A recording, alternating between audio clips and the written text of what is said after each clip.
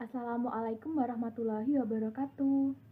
Kami dari kelompok 4 akan mempresentasikan tentang manajemen sumber daya manusia. Sebelumnya, izinkanlah saya memperkenalkan anggota dari kelompok 4, yaitu yang pertama, saya sendiri, Anggita Larenza, yang kedua, Adistia Amanda, yang ketiga, Oktavia Suryaningrum, yang keempat, Jenny Wibowo, dan yang kelima, Vanessa Givarianti. Kami dari Prodi Akuntansi kelas 1A.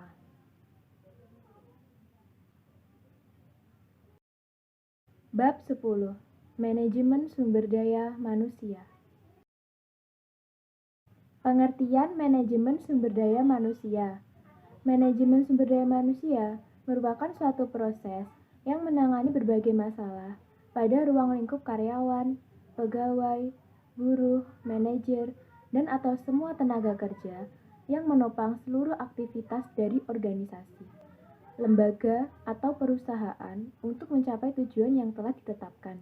Bagian yang mengurusi sumber daya manusia pada organisasi biasanya disebut Departemen SDM atau HRD. Jadi, pada dasarnya, manajemen SDM ini adalah salah satu fungsi dalam sebuah perusahaan atau organisasi yang fokus pada kegiatan rekrutmen, pengelolaan, dan pengarahan untuk orang-orang yang bekerja dalam perusahaan tersebut, serta menyediakan pengetahuan demi tercapai tujuan perusahaan. Assalamualaikum warahmatullahi wabarakatuh. Saya Adistia Amanda. Saya di sini akan menjelaskan tentang proses manajemen sumber daya manusia. Yang dimaksud adalah segala proses yang berkaitan dengan upaya yang dilakukan dari mulai perencanaan sumber daya manusia, perekrutan, penandatanganan kontrak kerja, penempatan tenaga kerja, pembinaan, dan pengembangan tenaga kerja. Proses manajemen sumber daya manusia dibagi ke dalam 5 bagian fungsi utama, yang terdiri dari 1, yaitu Human Resource Planning, merencanakan kebutuhan dan pemanfaatan sumber daya manusia bagi perusahaan. Yang kedua, yaitu Personal Procurement, mencari dan mendapatkan sumber daya manusia, termasuk di dalamnya rekrutmen, seleksi, dan penempatan serta kontrak tenaga kerja. Yang ketiga, yaitu Personal Development, mengembangkan sumber daya manusia, termasuk di dalamnya program orientasi, pendidikan, dan pelatihan. Yang keempat, yaitu Personal Maintenance, memelihara sumber daya manusia, termasuk di dalamnya pemberian penghargaan, insentif, jaminan kesehatan, dan keselamatan tenaga kerja. Yang kelima, yaitu Personal Utilization, memanfaatkan dan mengoptimalkan sumber daya manusia, termasuk di dalamnya promosi, demosi, transfer, dan juga separasi. Materi selanjutnya yaitu perencanaan sumber daya manusia.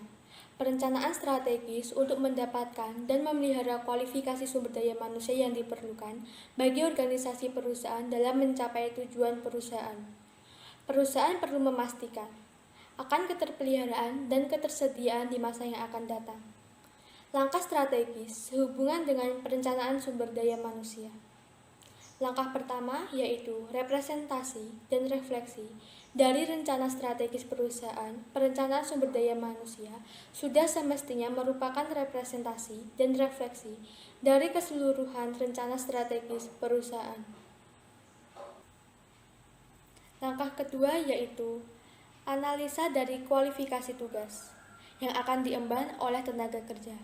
Langkah ini merupakan upaya pemahaman atas kualifikasi kerja yang diperlukan untuk pencapaian rencana strategis perusahaan. Langkah ketiga, analisa ketersediaan tenaga kerja. Langkah ini merupakan sebuah perkiraan tentang jumlah tenaga kerja beserta kualifikasinya yang ada dan diperlukan jadi perencanaan perusahaan di masa yang akan datang. Langkah keempat yaitu melakukan tindakan inisiatif. Analisa terhadap ketersediaan tenaga kerja yang ada di dalam perusahaan dan keperluannya bagi masa yang akan datang. Langkah kelima, evaluasi dan modifikasi tindakan. Perlu dilakukan evaluasi terhadap perencanaan sumber daya manusia, disesuaikan dengan perencanaan strategis perusahaan. Assalamualaikum warahmatullahi wabarakatuh. Perkenalkan, nama saya Oktavia Suryaningrum. Saya dari kelompok 4 akan menyampaikan materi tentang penyediaan sumber daya manusia. Penyediaan sumber daya manusia diantaranya ada 3, yaitu yang pertama rekrutmen, yang kedua seleksi, dan yang ketiga penempatan. Rekrutmen adalah upaya perusahaan untuk mendapatkan tenaga kerja yang diperlukan sesuai dengan kualifikasi yang ditetapkan dalam perencanaan tenaga kerja. Seleksi adalah upaya untuk memperoleh tenaga kerja yang memenuhi syarat kualifikasi dari sekian banyaknya pendaftar atau calon tenaga kerja yang dimiliki oleh perusahaan dari proses rekrutmen tadi. Dan yang terakhir adalah penempatan. Penempatan adalah proses pemilihan tenaga kerja yang disesuaikan dengan kualifikasi yang dipersyaratkan serta penempatannya pada tugas yang telah ditetapkan. Dan di sini saya juga akan menyampaikan tentang pengembangan sumber daya manusia. Pengembangan sumber daya manusia ini ada 2. Yang pertama adalah pengembangan di dalam praktek kerja. Yang kedua adalah pengembangan di dalam luar praktek kerja. Untuk pengembangan di dalam praktek kerja, yang perlu dilakukan adalah pelatihan, perencanaan progres, rotasi pekerjaan, tugas sementara, dan penilaian kinerja program. Sedangkan untuk pengembangan di luar praktek kerja, yang dilakukan adalah eksekutif program pembangunan, laboratorium pelatihan, serta pengembangan organisasi.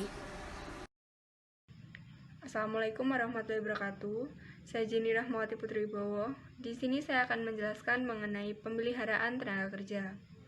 Kompensasi, penghargaan yang diberikan perusahaan sebagai balasan atas prestasi kerja yang diberikan oleh tenaga kerja benefit.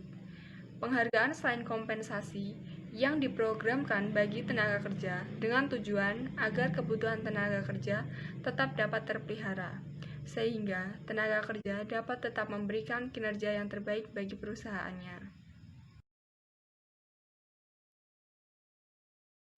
Lalu selanjutnya adalah pemanfaatan tenaga kerja. Promosi, proses pemindahan tenaga kerja ke posisi yang lebih tinggi secara struktural dalam organisasi perusahaan. Dan demosi, penurunan tenaga kerja kepada bagian kerja yang lebih rendah, yang biasanya disebabkan karena adanya penurunan kualitas tenaga kerja dalam pekerjaannya. Lalu transfer, yaitu memindahkan tenaga kerja ke bagian yang lain yang diharapkan tenaga kerja tersebut dapat lebih produktif setelah mengalami proses transfer. Lalu separasi, melakukan pemindahan lingkungan kerja tertentu dari tenaga kerja ke lingkungan yang lain. Lalu selanjutnya adalah mengelola keragaman dalam pekerjaan. Kita berhadapan dengan kenyataan yang tidak dapat dipungkiri, bahwa manusia di dunia ini, sekalipun hidup di atas bumi yang sama, akan tetapi memiliki perbedaan dari segi biologis, geografis, demografis, dan perbedaan lainnya. Setelah perusahaan berhasil mendapatkan tenaga kerja yang terbaik bagi perusahaan, salah satu program yang juga harus dilakukan perusahaan adalah melakukan pengelolaan atas keragaman yang terdapat di antara tenaga kerja. Bagian berikut ini akan membahas mengenai keragaman tersebut. Pengertian keragaman atau the meaning of diversity. Keragaman muncul ketika terdapat perbedaan antara satu anggota organisasi dengan anggota lainnya, antara satu tenaga kerja dengan tenaga kerja lainnya. Keragaman tersebut dapat berupa keragaman dari segi usia, suku bangsa, gender, status, dan perbedaan lainnya. Saya, Vanessa Givarianti, akan menjelaskan materi selanjutnya, yaitu dampak keragaman. Keragaman tenaga kerja bisa dilihat dari 2 sisi, yaitu sisi positif dan sisi negatif. Sisi positifnya, keragaman sebagai keunggulan kompetitif. Keragaman di antara tenaga kerja sesungguhnya dapat dilihat sebagai sebuah keunggulan kompetitif jika perusahaan memiliki sistem yang jelas dan transparan bagi seluruh tenaga kerja. Sisi negatifnya, keragaman sebagai sumber konflik. Konflik dapat terjadi dikarenakan faktor etnik, kelompok, informal dalam organisasi, maupun faktor-faktor lain yang terkait dengan berbagai keragaman dalam lingkungan pekerjaan dan tenaga kerja yang dimiliki perusahaan.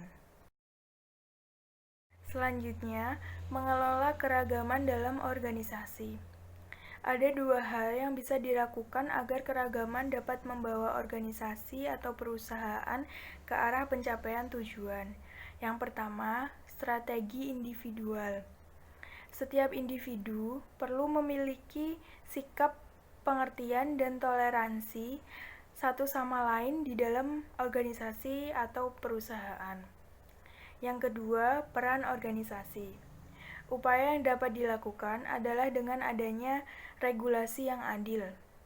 Regulasi yang adil akan memelihara hak-hak asasi dari setiap tenaga kerja, sehingga mereka merasa aman dalam lingkungan pekerjaannya. Selain itu, perusahaan dapat melakukan sosialisasi mengenai pentingnya kesadaran, pengertian, dan toleransi melalui berbagai jenis pelatihan atau kegiatan yang akan mempertemukan keragaman-keragaman. Sekian presentasi dari kelompok kami. Ada kurang lebihnya kami mohon maaf. Wassalamualaikum warahmatullahi wabarakatuh.